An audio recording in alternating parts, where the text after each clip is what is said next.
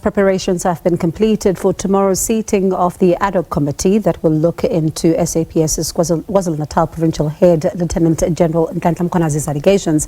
The Parliamentary Ad Hoc Committee is set to probe claims of threats to national security, and Mkhwanazi is expected to be the first senior police official to appear before it, and some of his allegations include corruption, political interference and criminal infiltration of the justice system, and Parliament appointing Advocate Norman Arendse as its evidence leader. Molapi Soviet Lekganyane is the chairperson of the Ad Hoc Committee and joins us now this evening. A very good evening to you, and thank you so much for your time. So earlier on we heard that plans have been completed, everything is going well as far as tomorrow is concerned. Is it still the case, or are things changing? Yeah, good evening to you and your viewers. I can reconfirm what you are saying, that is all systems go for tomorrow, the 7th of October. So while the evidence leader, right, is saying that the KwaZulu-Natal Provincial Commissioner will be the first witness and that the statement will not be the same as before the Mahlanga Commission, and of course saying that he's trying to avoid competition, but also there's a number of material differences. What are those?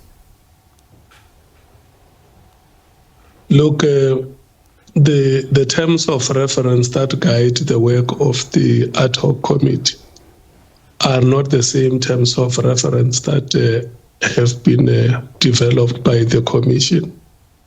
You would know that we are investigating the allegations that General Mkhwanazi has made on the 6th of July, and the scope of the Commission is far much wider than what the Ad Hoc Committee is investigating. So those will be the material differences in terms of the aspects of the terms of reference.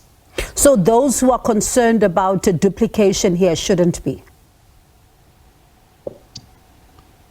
Look, the structural arrangement in the South African situation is that we practice what we call a parliamentary executive system, but we also have what you call the separation of powers. Structurally, you have an institution called Parliament, which is different in terms of structure and mandate to what the executive is. So the Commission of Inquiry has been appointed by the executive, and the Ad Hoc Committee has been appointed by Parliament. There is no duplication because the two institutions are different in form and content. And I have to ask you this because it did come up earlier on. There was an interview my colleague of mine, did with Brown Mkhwanazi, and he says, and I quote, "The Ad Hoc Committee is not empowered to extract acts, not empowered to protect sources and informants, and this can only be done by the Commission." Is he accurate? Look, what I can say to you is that between the Commission and the Ad Hoc Committee, with the Commission, when it has done its work, they become recommendations. It will present its report to the President. But the Ad Hoc Committee takes its recommendations to Parliament, and once Parliament passes those recommendations, they become resolutions of Parliament, and Parliament within its oversight mechanism will exercise oversight on the executive to ensure that the resolutions that it has taken are implemented, and those who are given the responsibility to implement those resolutions come to Parliament on regular basis to account on how they are executing or implementing those resolutions of Parliament.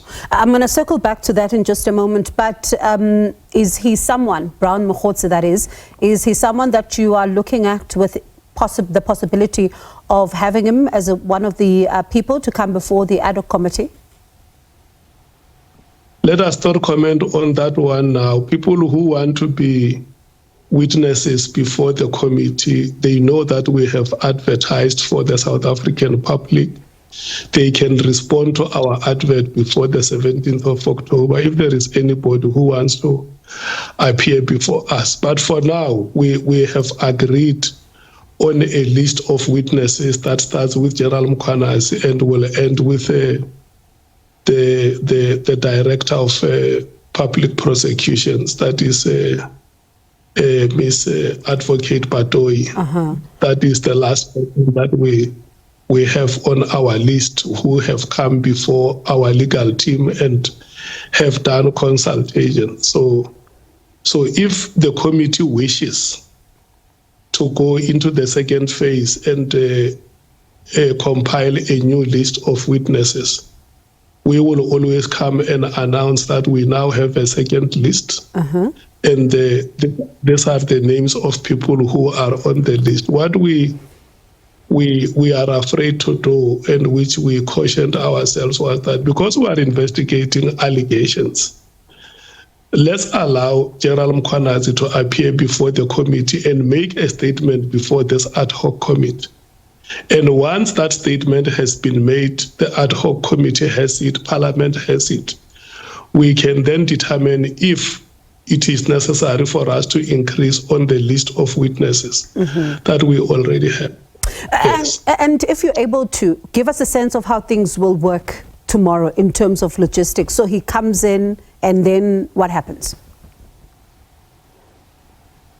Look, he has already deposited a sworn statement with us through cooperation with our legal team, and the members of the ad hoc committee are in possession of that sworn statement. They have the statement that he deposited with us and the statement that he deposited with the commission. So he will arrive tomorrow. We will welcome him and make the environment conducive for him to make a presentation before the people of the Republic. Okay.